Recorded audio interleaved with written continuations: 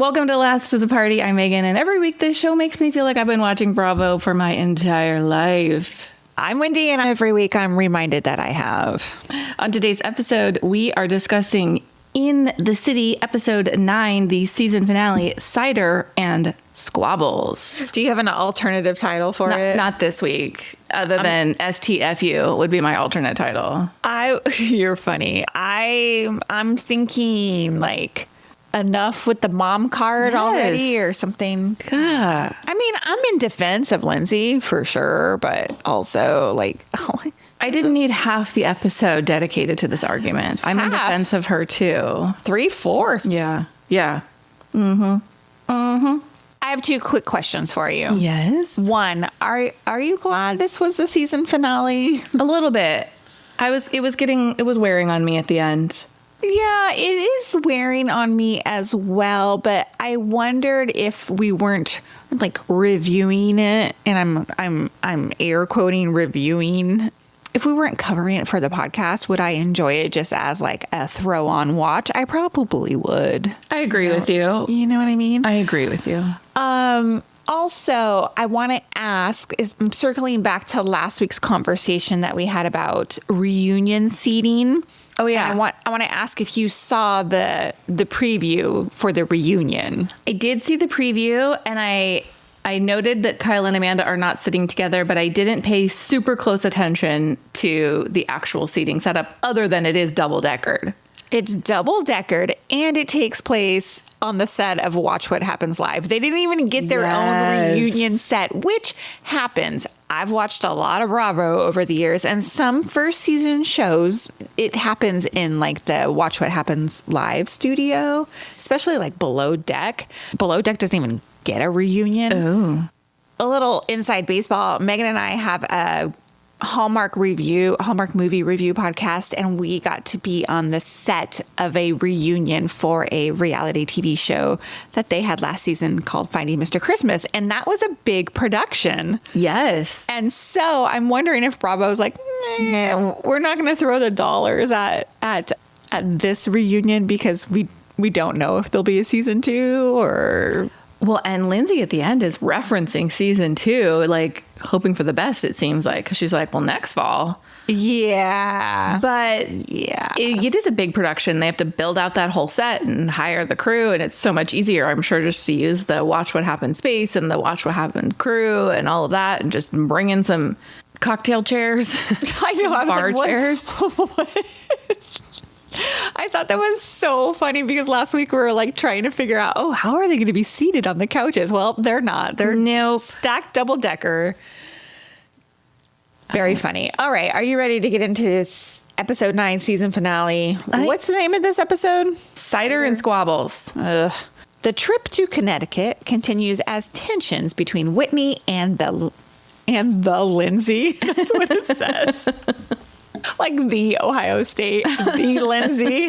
I mean, put that on a sweatshirt. Come on. This is not even my typo. This is lifted directly from the Bravo website. That's but funny. Anyway, it says the trip to Connecticut continues as tensions between Whitney and Lindsay come to a head. Kenny finally confronts Gavin. Amanda and Kyle try to navigate their relationship. Do they, though? Amanda navigates her way out the door. God, yeah, she does. Honestly, the episode starts with a whole lot of nothing. So the first, unless you want to talk about them grocery shopping. Oh, but it's not in my original notes. The only thing worth talking about in the grocery shopping scene is Danielle tries to save Whitney a little bit. Mm-hmm. And she's like, I heard you saying this about Lindsay playing the mom card, and that doesn't sound like you. And Whitney just doubles right down. And Danielle's like, then you can see Whitney say something about her having a nanny, and you can see Danielle's face go like, oh, like, you're on your own, girl. Pull it back. But it's funny. She's like, well, at least it's not me. At least it's not me. Right? Yeah. That was the only significant thing in the first, 10 minutes of the show. Mm-hmm. Nothing really. Pre-commercial break. Yeah, nothing really happens. They're just setting it up for the rest of the episode. When we come back after commercial break, the gang goes out to an orchard where they're going to pick apples and drink hard cider. And this to me feels like it's paintball part 2, manufactured forced family fun. I hate these things. I hate them because they're just like, let's give the crew something to do. And the crew, I mean, like the cast, let's give the cast something to do so we can have these like side conversations. And then we're going to go back and have our big explosive fight. Yes, I agree with you. But also, I am kind of glad they did. Like, if they were just, what are they going to do? Just sit around the house? Yeah, maybe. I like apple picking. I've never been apple picking. I mean, it's a vibe. Except for my own backyard. I have a bazillion new baby apples on my apple tree right now. That's exciting. So excited and for they it. don't have cyclospora on them, so Let's hope not. God. look, I like apple picking. So for me, I get it. But when they got in the car and they're like, "Ugh, 50 minutes," I could feel that. I thought about you. That is so funny that's what you picked up on when they're like, "Oh, it's 50 minutes away." This is true. I would not want to sit in the back of a big SUV like that. First of all, I would get super car sick. If I'm not riding shotgun, forget it. Or driving. But I don't want to drive 50 minutes either. Oh, I had a question though. Have you been to Connecticut? Because it looked beautiful. I've driven through and I've only really been in Hartford, and my experience with Hartford was not great. Like where we were just there for a night. We went to a minor league baseball game. Their stadium was cool, but I was not impressed. But every time people talk about like living in Connecticut, it always looks beautiful. So we were just not in the right spot after all the forced family fun, including Kyle having a competition to see who can find the biggest apple. The thing I do like about Kyle is he does find a way to just make things fun. Yeah, I agree. Kyle knows how to have a good time. I always come back to that, even though he's drunk 99% of the time. I want to disagree with that. I don't think he seems as drunk as he does In Summer House? Yeah.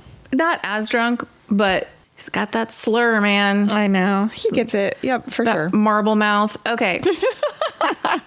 They sit around a fire pit, and it's so funny. It's so obvious that this is like a forced moment because they are all freezing to death. Mm-hmm. And Danielle's like, "Oh, it's nice and brisk." And everyone's like, "It's freaking freezing out here." And Lindsay bounces immediately, and then they all fight on her behalf. I love it. I'm like, where has this Georgina been? Right? I mean, obviously the conversation turns to Amanda sets it up. "Hey, Georgina, is Lindsay okay?" And then it unfolds from there, right? Mm-hmm. But I love that Georgina just goes right in for Whitney. And she's like, "No, actually, you said this and Lindsay's having a hard time with it."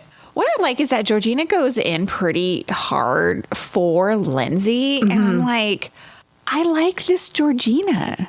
Yeah, I do too. Like the good friend. Yeah, having a backbone. Yeah, she just has been all season like these little like one-liners of my crazy kids and my crazy job or whatever. Mm-hmm. This is the first time I feel like we got some significance from Georgina, which I really enjoyed. But talk about doubling down. I know. Whitney just does not let up here. Yeah, and what do you think that's about? Because I was watching this and I was like, hearing your words repeated back to you, and then she continues. She repeatedly says, like, she has a nanny, her life's not that hard. Having a nanny, I just was like, a lot of people can't afford to have a nanny. That's so irrelevant. Like, it doesn't have anything to do with the conversation. Not at all. And I think almost like they were arguing two different things. I feel like Whitney, and I'm not in defense of Whitney. Whitney drives me crazy. I don't like Whitney on the show at all. But I think she, in her mind, was arguing about giving Lindsay the opportunity to be a better friend to Yvonne, right? Mm-hmm. And then the whole mom card part of it comes out of it. And then Georgina's arguing about the mom card, about Lindsay being agreed. A single mom. And then Georgina is also offended because she is a single mom. Correct. So I feel like they're arguing about two different things, and they're both talking to like walls to each other. You know what I mean? Because nobody's coming to like a middle ground of like, oh, no, that actually Whitney's not. I don't know. Well, I think Whitney gets lost in the sauce because I think you're right. Her point really is like Lindsay should have maybe been a little bit softer on the room situation as a peace offering to Yvonne. That's really the point she's trying to make, I think. But she gets so caught up in like she's always playing the single mom card. And I just think that hasn't been shown to be true. Correct. She's not always like, I can't do that because I'm a single mom. My life's harder than you because I'm a single mom. Like, that's not how I perceive her. And I don't think that's how the rest of these people are perceiving her. And so that's why Lexi's like, I don't really think that's happening. So I think there's two different arguments. Like, should Lindsay have given her the room? And is Lindsay always like, oh, I'm a mom. Mm-hmm. So I thought it was funny because Whitney does say at one time that she's so sick of watching everyone bow down to Lindsay. And you see like a quick shot of Andrea, like, he coughs. Like, I think he's so like stunned by the comment. And they show Yvonne and Yvonne doesn't say anything. But here's my take. First of all, it's Lindsay's show. yes. Second of all, Yvonne and Lindsay have known each other for so long. This is a blip. This little fight that they have over the dinner for Yvonne's like wedding renewal or whatever is a blip. Mm-hmm.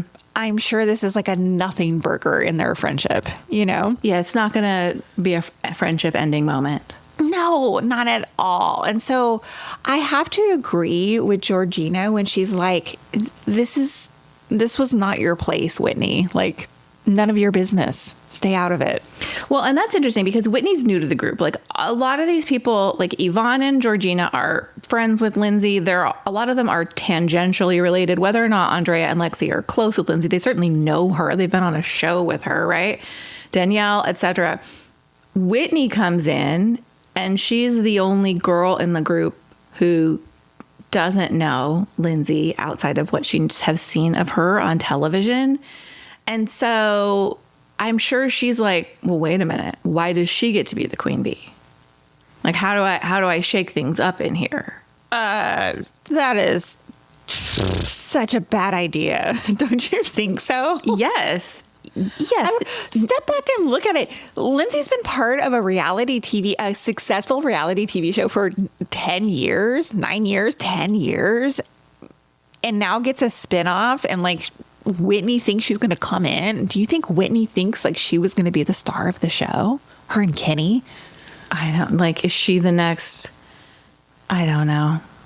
I really don't know what she was thinking, but I think she's clearly trying to make a name for herself on this show. Ugh. And I think she probably is irritated about the fact that the storylines revolve around Lindsay. And I think perhaps she's a little irritated by the fact that Lindsay's a girl's girl for sure, but she's also a guy's girl. Mm-hmm. Like, she can hang with the guys and the guys like her and have a good time with her. And I get the feeling that irritates Whitney a little bit, especially now that Kenny and Lindsay are on better terms. Yeah, maybe she enjoyed it more when Kenny and Lindsay were beefing a little bit. Yeah. And now that they've kind of made amends, she doesn't like it. Mm-hmm. So she's got to keep the beef rolling. Keep that beef rolling. Keep the beef rolling. Let's wrap up the fire pit here. Georgina is like done. She's over this conversation. She gets up and then she kind of shoots these parting words to Kenny and Whitney about them not liking women. What are your thoughts? That's not my read on them. I just was like, I don't know. I think that's misplaced anger. Yeah, fair. I think that's fair. But like, it was so funny because the next thing like we see is she's got that shaky, like whiny kind of, that is the most silliest thing I've ever heard. Like, she gets it later too. It's like she gets to the brink of tears. Uh-huh. Look, if your skin's not thick enough to be on a reality TV show, like, see your way out. Mm-hmm. Come on. Hey, I'm not saying reality TV's for me. I would be definitely not. I'd be crying every day. Totally. But come on. I do like that Lexi and Andrea leave with Georgina. Maybe they were like, we're freezing our asses off out here. This is our exit too. But well, I also think, you talked about how at the beginning you're like, I don't think Lexi's going to make good television. And I don't think she's like crazy dynamic on this show, but she's been enjoyable enough to watch for me. But counter to Whitney, I think Lexi knows where her bread is buttered and she is only served by being a friend to Lindsay. Yeah. And maybe that's unfair. Maybe she just is a good friend. I don't know. But she makes good choices. She does it for Whitney too, though. So maybe she's just, choosing the right side of things.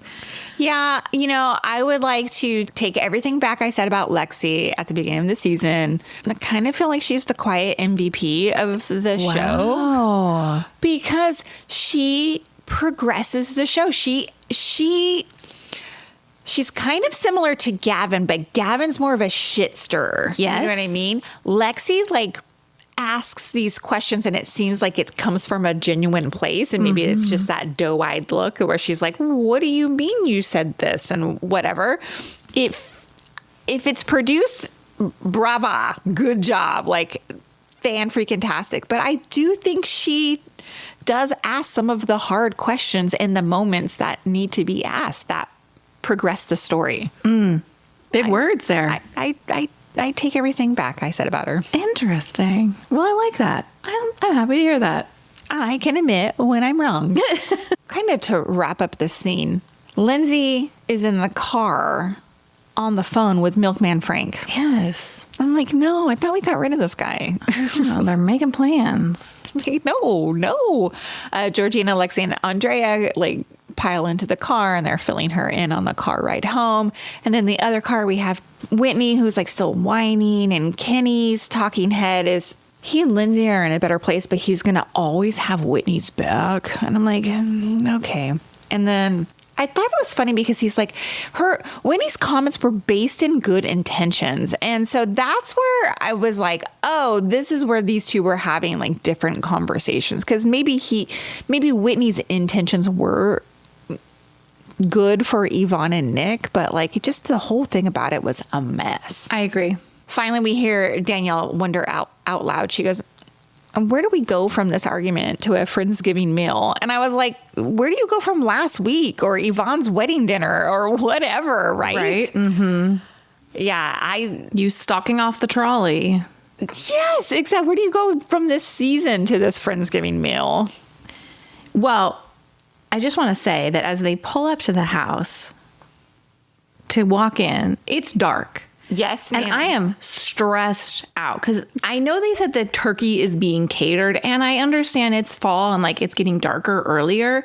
I'm like, you have a whole meal to prep and the sun has set. It is dark. That's how I felt. I was like, what time of night is this happening at? Yes. And I don't know. I was just like, I'm tired. You guys are going to go in, prep a full meal, and then they all get dressed for dinner. They're not putting on sweats. They put on club wear to go to Thanksgiving dinner. Who's wearing a cropped shirt to a Thanksgiving meal? Anyway, I thought maybe the whole dinner would have been catered, but they were making mashed potatoes from scratch. I was like, ugh. Yeah, they made everything except the turkey. They made gravy. I know. I'm like, what? Yeah, why did we not have the whole thing catered? Was it not in the budget? Maybe that's not Kenny's idea. Or maybe they just needed something to do. I mean, I've watched so many seasons of Summer House where they bring food in. Yeah, you're right. You're right. And your point is good. Maybe Kenny was like, no, we gotta make the meal because doesn't someone say oh, can't we just buy, the instant mashed potatoes? He was like, no, you need to mash the potatoes. Yeah. Lindsay and Whitney do finally squash this, but to me, it feels really disjointed. Lindsay's like, we need to talk. They kind of come in hot and they finally get to the heart of the matter. Lindsay's like, I never said I was a single mom. And they replay the clip that they've replayed 4 times in this episode of her saying we're moms away from our kids and we need a break. And Whitney's like, well, you basically said that. And I was like, haven't you lost the argument at that point? God, just at some point, why are we not just saying I just don't understand. the digging in, the need to be right here. Like Whitney is just so mad that nobody took her up on her like anti-Lindsay charge here. Yeah. Then she gets mad at Lexi and she's like, I can't believe like I told you this and you turned around. And I was like, oh my gosh. Seriously, she's like, I'm getting pissed off at you now. Get out of here. Get off my TV. Like she was on Watch What Happens Live after. I was like, I refuse to watch. Like I cannot stand these two. Well, I was kind of irritated because I did not watch it, but I saw the commercial and Andy's like, how's your spark? And she's like, it's great. I'm paraphrasing. I was like, oh, they're still together. Yay. But this ends in Whitney apologizing. The end. Finally, it took forever. This is literally 30 minutes of the episode. I was so irritated. I'm like, why are we still, nothing else has happened. This has just been like location to location to location of us arguing about the single mom card comment. Well, and I like to stand firm that Lindsay was right. Lindsay didn't say, I'm a single mom. Nor is that an excuse she uses regularly to get her way. Exactly. All right, let's move on. Let's do it. There's a couple of like little things like what I call stupid ass filler scenes. We have like Kyle beatboxing about gourds. I was amused. Were you? Yeah. I mean, I think I would have been annoyed if I was his wife, but he's got like he's using earmuffs as his DJ headphones. And oh, I didn't even notice that. I just was like, he has them on like sideways, like a DJ does. Like I was amused. It's a full persona thing. I gotta say, like Wendy, not fun. So I'm just like annoyed by him in this moment. Don't worry, we're gonna get to me not being fun in a moment here. Okay. There's some couple other little side jabs happening between Kenny and Gavin throughout this entire 30 minutes of single mom nonsense. Gavin and Kenny go outside and Kenny's pissed because he finally confronts Gavin. He's like, look, it's been months of you like basically shitting on me and my relationship, but in group settings. Yeah. Like he doesn't like to be made fun of like in group settings or like have his relationship poked at. So that's interesting that that's your take. I mean, I think that's accurate. I think the other side of it is he's saying like, if you had these actual issues with me, like, why didn't you say it to me on our own instead of like using me as the butt of your joke? Yeah, no, I hear that. Well, you know, Gavin defends himself and he's like, I'm just joking, dude. Yeah. I mean, he doesn't talk like that, but that's my interpretation of it. But Kenny is defensive and kind of in attack mode. Yeah. And then Gavin gets emotional about like how much their friendship means to him and whatever. And they squash their bullshit pretty quickly. It's not 2 episodes worth. No, that's what I like. It finally comes down to Kenny's like, I love you like a brother, but like, I don't feel supported by you. And then Gavin cries. I think Gavin gets it maybe. Like, it's not just a joke. It's not just a TV show. Like, you're my friend. Stop taking jabs at me. Yeah, I don't know. Part of me feels like Kenny is too sensitive, meaning because like back up in episode 1 or 2 when they were roasting him about Whitney, I laughed. Yeah, and like he didn't take that well either, you know. Yeah. To me, it seems my read on it is methinks the lady doth test too much. That's it. Yep, absolutely. Yeah. Exactly. Yeah. I think both can be true, right? Like Gavin can be hitting some sore spots that are sore because Kenny realizes that Gavin has a point. And also, even constructive criticism can often not feel great. Look, I'm just going to see myself out. I would never give constructive criticism about somebody's relationship. I just wouldn't do it. Me either, especially unsolicited. Yeah, it's just not my place. You know, unless it was something horrible, if there was some sort of abuse or situation. Yeah, yes. Exactly. But if it was, no. Abuse, addiction, adultery, right? Yeah. The full Dr. Laura. Yeah, exactly. Dr. Laura. Yes. I don't subscribe to her beliefs, but That is one of her better points. I am my kid's mom. Yeah. And my husband's girlfriend. Is she still on the air? I don't know. She was on XM for a long time, and I honestly have no idea. Huh. That's so funny. I wonder what happened to Dr. Laura. Okay, so just a couple things I thought were funny. Like everybody, like you said, everybody gets way dressed up for dinner. Mm-hmm. Kyle has this whole ass DJ booth set up. Yes. I was like, you brought all that stuff in the car? What? Well, and did Andrea bring the tablescape decor? Oh, props to Andrea for the tablescape. Semi-homemade, man. I was thinking, oh, Sandra Lee. And then even, I did love the roaring fire. I was like, oh, this is working for me. And then he put candles on the mantle. I was impressed. Me too. But I'm like, what is this big ass ballroom that they're in? I know it wasn't a ballroom, but it was like a big space in this house. It was. And then there's a scene later where you see Amanda walking away, and it's like a long walk back to the main house. This is a big space they were using. Yeah, totally. I had to laugh because there's a couple things here. Everybody's like serving themselves like buffet style, right? And Kyle is standing there and he's eating a drumstick, and Amanda is annoyed at his behavior. Yeah. And I had to note that Amanda's hair was in what I call her fuck ass bun. Yeah, those were the exact words that came to my mind. Her fuck ass bun. Yep. What? Like, well, okay, so she must have done her own hair for the reunion, right?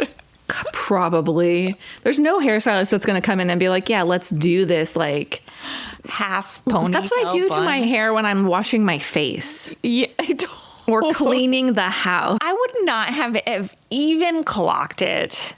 Because like I'm like, that's such like a normal hairdo, but like because like the internet has run with it so hard, that's all I can see now. It's like the Karen haircut almost. It's like that like the level. Kate Gosselin. Yes, exactly. That's funny.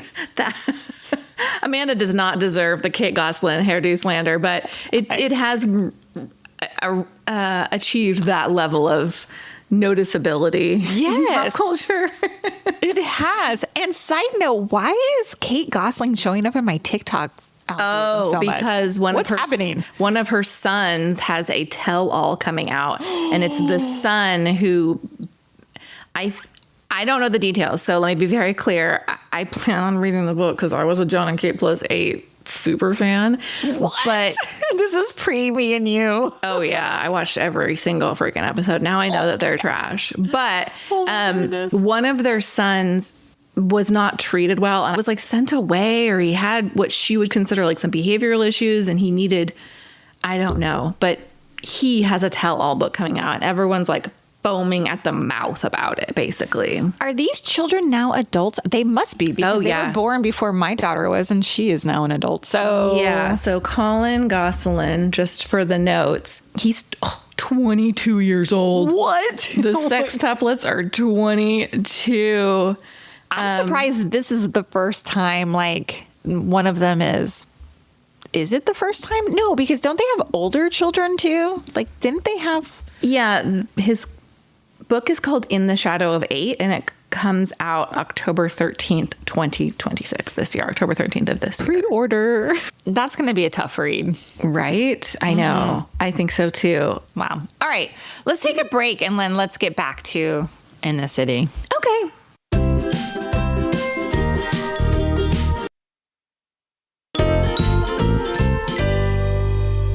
We begin the rest of our discussion by Whitney asking Lindsay if the turkey has dairy in it. LOL. Okay, actually, I was about to snark, but as I'm sitting here, a lot of people do like a butter rub or like a butter injection. So I'm That's how I do. Yeah. So, okay, it is a fair question, because at first I was like, it's a freaking turkey. And as a person who's dairy free, I was judging her, but I am realizing the error of my ways right now. Would you still eat a turkey if it had been basted in butter? I would. I don't have a dairy allergy. Thanksgiving is Russian roulette with the tummy troubles anyway. So, butter in the turkey would be the least of my concerns. Also, Kenny's cutting the turkey, and Lindsay's like, I like dark meat. And Kenny's like, oh, whoa, Lindsay, like, there's people here. And I was like, whoa, Kenny going there with the dark meat double entendre.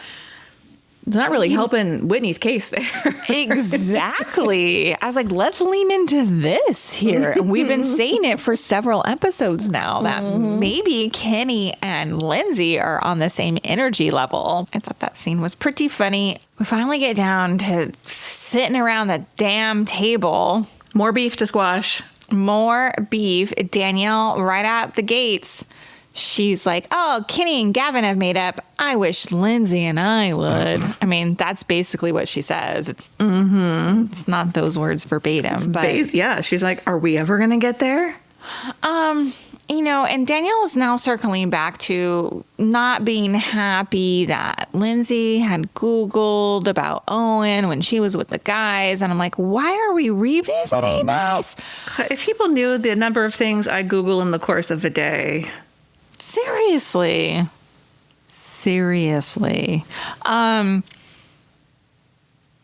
But Lindsay apologizes for it. Mm-hmm. I like that Lindsay doesn't double down. She, Danielle just says, I wish you would have just come to me and asked me about it.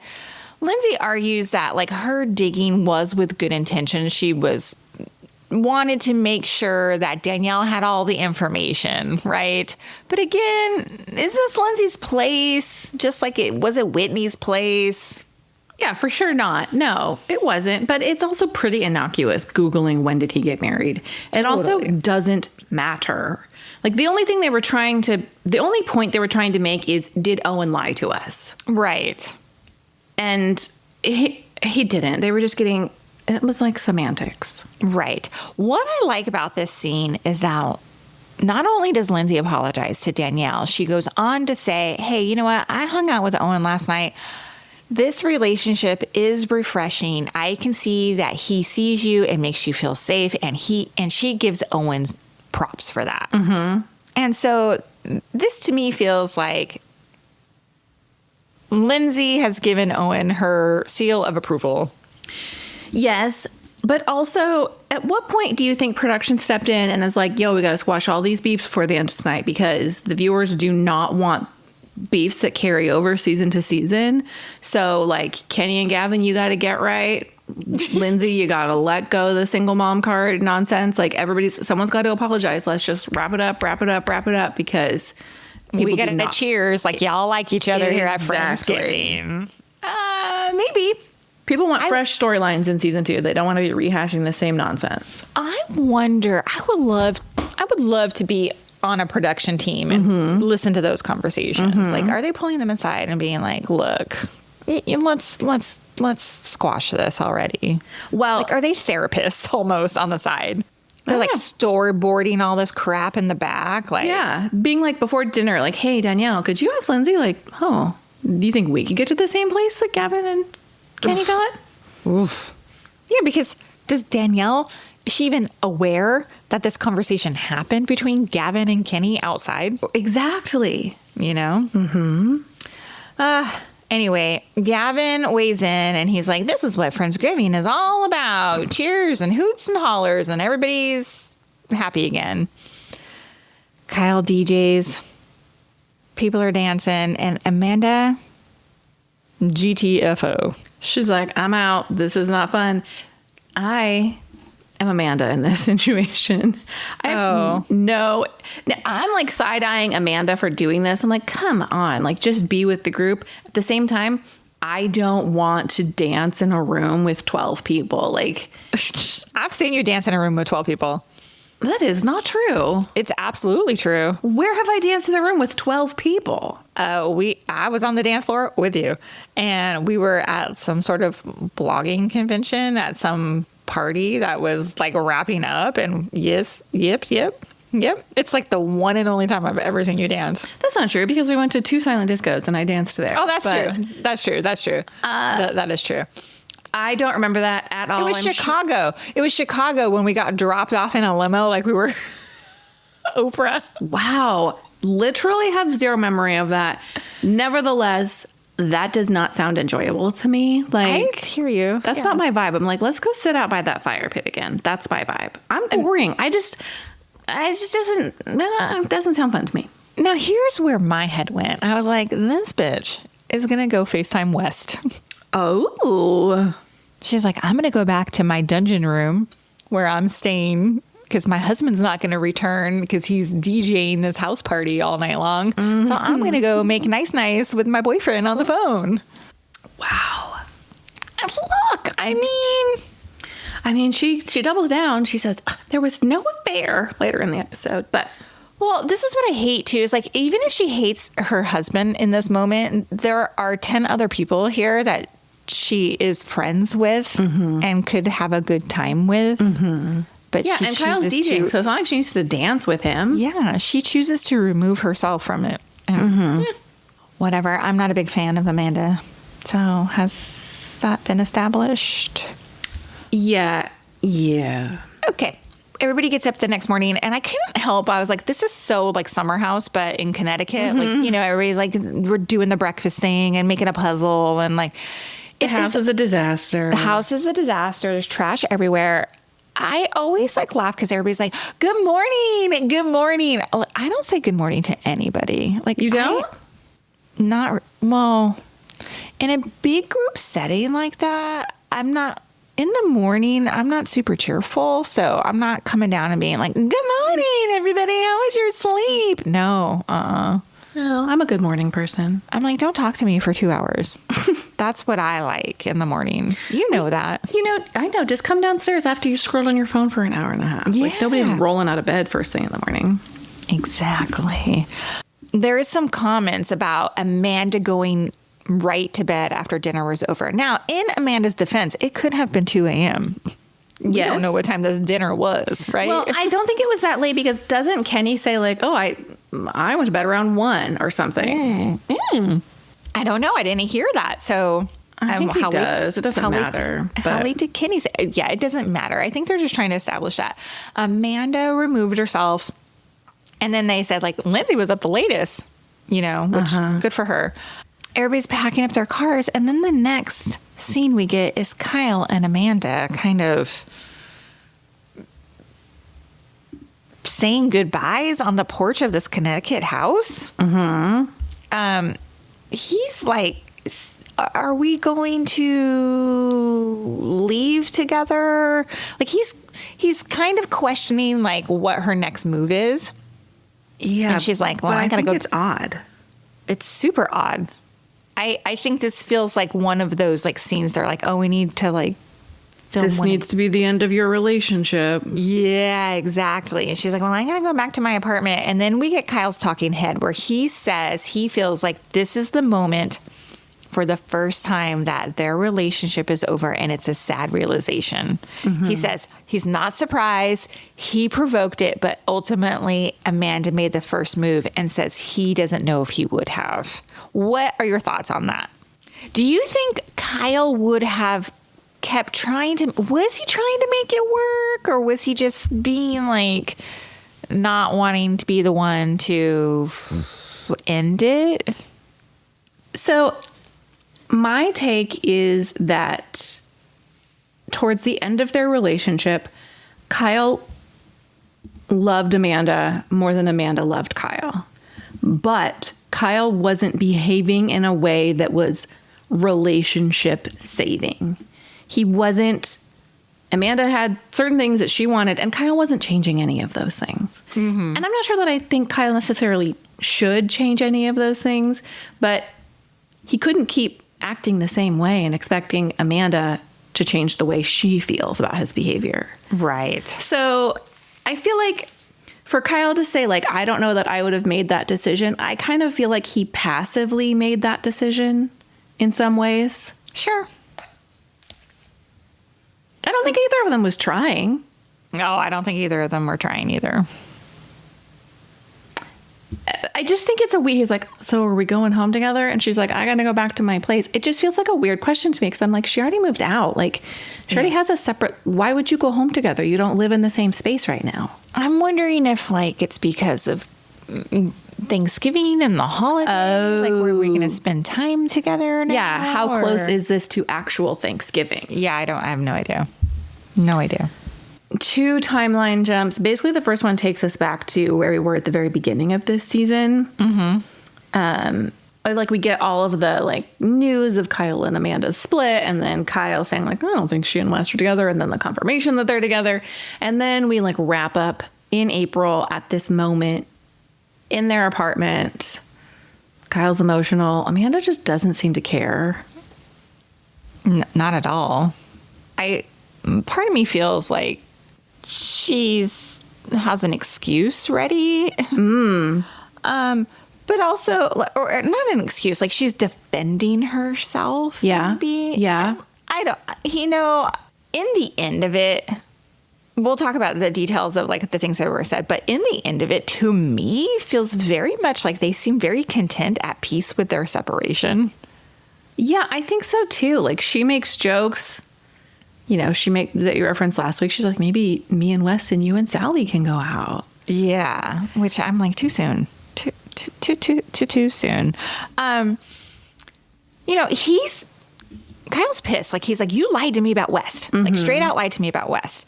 And then accuses her of leaving him for a guy who parties harder than he does. But she fires back quickly. She's like, I didn't leave you for someone else. Which I don't fully believe. I feel like this, whatever was happening with West, may have been the catalyst of like her finally like ending it. So let's say nothing actually happened with Amanda and West until after she and Kyle split, but that she and West had been getting closer, that their friendship had maybe been like teetering on flirting, emotional affair situation. That would make it so much easier for Amanda to finally be like, I'm done. This 9-year relationship is no longer, I'm out. Like, I am getting this attention. I can feel better around somebody else. I can tell myself I'm not having an affair with this man because nothing physical has happened, but there is at least a life raft waiting for me when I jump ship. Exactly. I think it was much easier for her to move on. Allegedly. Allegedly, yes. Now, I thought I feel like a Kyle apologist because I feel like I'm defending him here. He's like, I was no saint. I made things worse. I like when people take accountability for things. Yeah, I think he owns his part way more than she does. Yes, exactly. Exactly. Yeah, I think Amanda's view of herself and her marriage with Kyle is that she's the long-suffering wife and Kyle is this horrible, hard-partying husband, and she played no part in the demise. Everything she did was in reaction to his behavior, and there's no accountability or ownership of her actions at all. Yeah. That's frustrating to watch. That's frustrating for me as like a person and moving in real life. So... your take that they're at peace, as I'm thinking about all of this and as I watched this, are they at peace or are they just resigned to the state of their relationship? Like, it's been so long of them being unhappy. Or are they just like, well, this is what it is? Maybe. I don't know. I think Amanda's trying very hard to rehabilitate her image. Oh, yeah. And her reputation, because she talks about how like she's afraid to leave the house and she just wants to get back to normalcy and to be able to go out to dinner. And Kyle's like, yo, you need to also rehabilitate your friendships with the people who have been there for you the longest, not just with these new people. So good job, she's Kyle. Like, her response was, oh, I know. And I was like, that is the response of my teenage daughter. Right. Yeah. Yeah. And part of me felt a little bit like some empathy for Amanda here, where she's like, I'm afraid that I could go back down a dark hole because like she has struggled with depression. Sure. Right? I feel some empathy there, but also like this is all of your own doing as well. So, I don't support anybody giving her like online hate or like being terrible in her DMs or yes, I know I made a joke about her fuck ass bun, but I would never send her like a never DM, like never. But anyway, so I do feel empathy for her. I think people should be able to live their lives, you know, not become isolated because of whatever. Anyway, I thought it was kind of funny when she's like, oh, it seems that Loverboy is doing better now because the fans hate me so much. They like are buying Loverboy in spite of me, you know, out of spite, I guess. Huh. What are your thoughts on that? Kyle's take was like, no, I think it just was coincidentally like that episode about the financials of Loverboy came out at the same time all your bullshit with Wes came out, and therefore that's why people are financially supporting Loverboy. Yeah, are people like? I think the idea that it's to stick it to Amanda is a very selfish take on her part, but I could see people being like, I'm going to help Kyle out because I'm team Kyle in this situation. Yeah, that's how I see it. Yeah. Like, I mean, I bought a Carl's a Mess sweatshirt. Right. So I'm not a huge fan of the Loverboy drink, but I have purchased it in the past. I just don't like it has like the artificial flavoring in it. Yeah. I'm not sweeteners. a big fan. So, but I am curious, like, has Loverboy rebounded a little bit? Like, has he been able to pay off some of his loans because of this? I'm very curious. Then we get a June 2026 update. Yep. This is giving to me, like, you know, at the end of Housewives when they're like, where are they now, sort of thing. And for a second, I thought, this show's not going to get a season 2 because it's kind of wrapping up like what has happened with everybody now. Because why would you give a June 2026 update? Are they just trying to acknowledge the fact like, yo, we filmed this 9 months ago, so life has happened since then? Yeah, maybe. We have Kenny. He comes on. He's like, he and Whitney are doing great. And they went to Peru and they did some sort of like Peruvian Pachamama ceremony. Yeah, that's what it is. Kenny jokes that they may or may not be married. Yeah, but he's like, I'm going to marry her. I was like, oh, are you really? Are you sure? It's so funny because I just don't see it. I don't see it. Yeah, same. I don't know why. I mean, I don't know. Georgina gets a little, couch moment where she says she's ready to date. And she talks about wanting things to work out with her ex because of her kids. And I was like, again, I'm like, where has this Georgina been? Exactly. I thought, why did we not tell this story? Why did we get quirky Georgina with her crazy kids all season long and not Georgina is mourning the loss of her relationship and the fact that she has to split custody and still hasn't let go of the idea of a reconciliation with her ex? I wonder if the ex played some part in that. Did they film that kind of stuff? And the ex was like, no, I'm not signing off on any of this stuff here. I'm like, that's a compelling story that I want to watch unfold. Agreed. I don't want to watch kooky Georgina. And then we get Lindsay and we get like pics that Gemma had as a birthday, and it's a real quick, we don't get any kind of update on like Lindsay's love life at all. No. Which I'm still convinced that this show was supposed to be that, like dating in the city sort of vibes. Mm-hmm.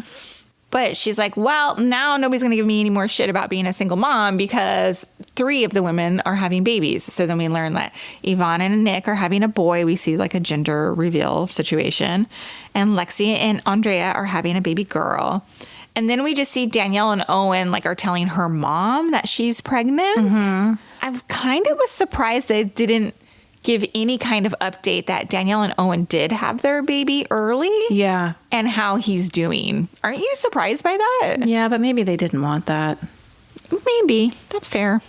Yeah, I wondered about that too, because obviously they've had time to add in even like an on-screen like text overlay over a still photo of them. Mm-hmm. But I would like to point out that in Yvonne and Nick's confessional where they talk about being pregnant, that's exactly the talking head moment from last episode where I was like, here we are. Yes. Yeah. That's exactly the one. Yeah. Interesting. And that's how we wrap the show. And then we get a teaser for the 2 reunion episodes. More yelling about the same dumb stuff. I can't believe it is 2 freaking episodes. Well, I really can't. They got to yell at each other for 30 minutes about Lindsay being a single mom. So, and Kyle and Amanda need to shout at each other again too. Yeah, I'm sure. Are we covering the reunion? Oh, it hadn't occurred to me not to, but maybe we just do one episode for both reunion episodes. I like What do that you think? idea. Yeah, because I don't know how much we can dissect over. No. Yeah, let's do one after the second episode airs. Okay, that sounds good to me. All right, come back for that. Thank you for listening to this episode of Last to the Party. We'll be back with one more In the City episode after reunion episode 2 airs. Goodbye. Bye.